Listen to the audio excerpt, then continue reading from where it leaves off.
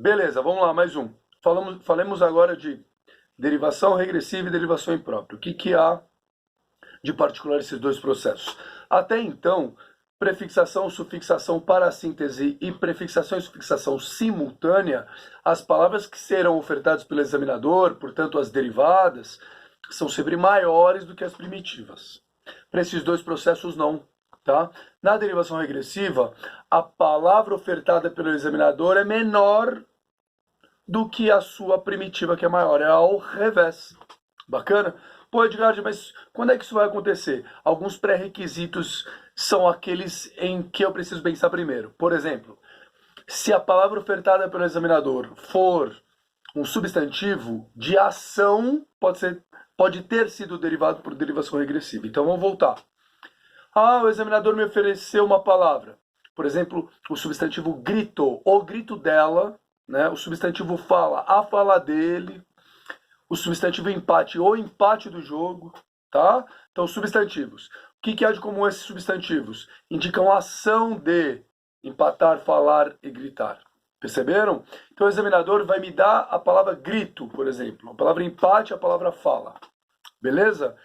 O que essa palavra traz? Ela traz uma informação de ação. Por que ela faz isso? Porque ela veio do verbo, ela é proveniente, oriunda do verbo. Entenderam-me? Bacana? Então ela é oriunda do verbo. Por isso que ela carrega consigo essa informação verbal. Ela carrega consigo essa ideia de ação. Bacana?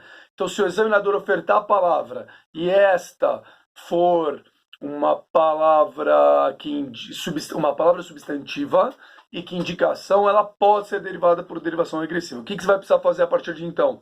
Você vai precisar relacioná-la ao verbo de mesma relação de sentido. Por exemplo, o substantivo fala relacionado ao verbo falar. A gente vai chamar isso aí de verbo cognato, de mesma relação semântica, de mesmo radical, tá bom? Verbo cognato, termos cognatos. Ok? Fantástico.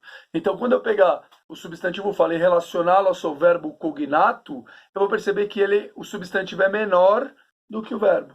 Quando isso acontece, houve derivação regressiva. Entenderam-me? Bacana? Claro, está para todos. Edgar, então tem que ser substantivo e de ação para eventualmente ser formado por derivação regressiva. Fantástico, digníssimo, fantástica, digníssima. Entenderam? Mas substantivo de ação é sempre formado por derivação regressiva? Não, precisa ser menor em fonemas, né? Menor em sons do que o verbo cognato. Vou dar dois exemplozinhos que dizem o contrário, né?